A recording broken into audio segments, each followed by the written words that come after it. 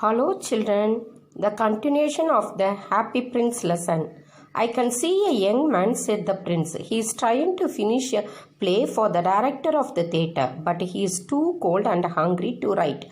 My eyes are made of sapphires. Pluck out one of them and take it to him. Dear prince, said the swallow, I cannot do that, and began to weep. Little swallow, said the prince, do as I say. The happy prince told that he could see a young man. He is trying to finish a play for the director of the theatre, but he don't have any food to eat, so he is too hungry and also too cold to complete the play. The happy prince again requested the swallow, could you take my eyes are made of sapphires? Pluck out one of the eye and take it to the young man. The swallow said, Dear prince, I cannot do that, and began to cry. Little swallow, do what I say to you, said the prince. The swallow plucked out the prince's eyes. He went and put the sapphire on the table without the student seeing him. When the student looked up, he found the sapphire. This is from some great admirer, he cried. Now I can finish my play. I come to say goodbye, said the swallow the next day. Swallow, said the prince, will you stay one night longer? It is winter, answered the swallow. The swallow plucked out the prince's eyes. He went to the young man's place and kept the sapphire on the table. When the student looked up, he found the sapphire. He didn't know who kept the sapphire, but he was so happy and cried, This is from some great admirer. Now I can finish my play. Next day, swallow came prince to say goodbye. But the prince again requested, will you stay one night longer? It is winter. I can't stay one more day, answered the swallow. In the square below, said the happy prince, there stands a little match girl. Her matches have got spoiled. Her father will beat her if she does not bring some money. Give her my other eye. I will stay with you, said the swallow, but I can't pluck out your eye.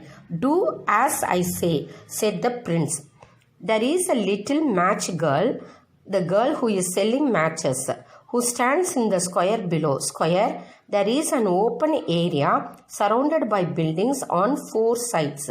Her matches got spoiled due to heavy rainfall. Her father will beat her if she does not give some money to him. Take my other eye to her. I will stay with you, but I cannot pluck out your eye. I can't see you without your eyes. Do what I say, said the prince. The swallow plucked out the prince's other eye. He swooped past the match girl and slipped the jewel into her hand. What a lovely bit of glass, cried the girl. She ran home laughing. You are blind now, the swallow said. I will stay with you always. No, little swallow, said the prince. You must go to Egypt. I will stay with you, said the swallow. All the day. Next day, he sat on the prince's shoulder and told him stories.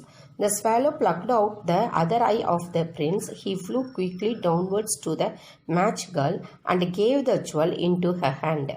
The match girl cried after seeing a lovely bit of glass, and she ran home laughing.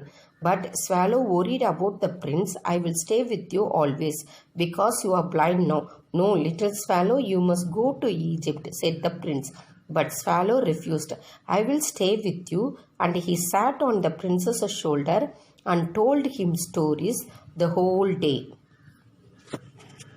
Swallow, said the prince, you tell me wonderful stories, but I want to know of the suffering of men. Fly over my city and tell me what you see.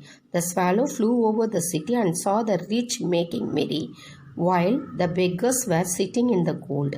He saw the white faces of starving children under a bridge. Two little boys were lying in one another's arms to keep themselves warm. He flew back and told the prince what he had seen. Prince told Swallow, you tell me wonderful and interesting stories, but I want to know my men who are suffering. Fly over my city and tell me what you see. The swallow obeyed because the prince cannot see. He flew over the city and saw rich making happy life while the beggars were sitting in the cold. He saw the starving children, their faces were pale. Under the bridge, two little boys were lying in one another's arms to keep their bodies warm. He flew back and told everything to the prince what he had seen. I am covered with gold. You must take it off and give it to my poor. The swallow picked off the gold leaf by leaf, till the happy prince looked dull and grey. Then the snow came. The poor swallow grew colder, but he could not go. He tried to keep himself warm by flapping his wings. But at last he knew that he was going to die. He flew at the prince's shoulder. "Goodbye, dear prince," he murmured.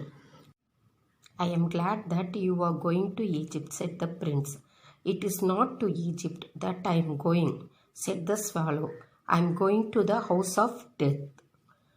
Then the prince said to the swallow, "My body is covered with gold. You must take it off and give to my poor people." The swallow picked off the gold leaf one by one till the happy prince becomes dull and grey.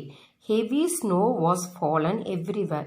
The poor swallow grew colder, so he tried to keep himself warm by moving his wings up and down, but he could not leave the happy prince. At last he knew that he was going to die. He flew to the prince's shoulder and said, "Goodbye, dear prince," in a very soft voice.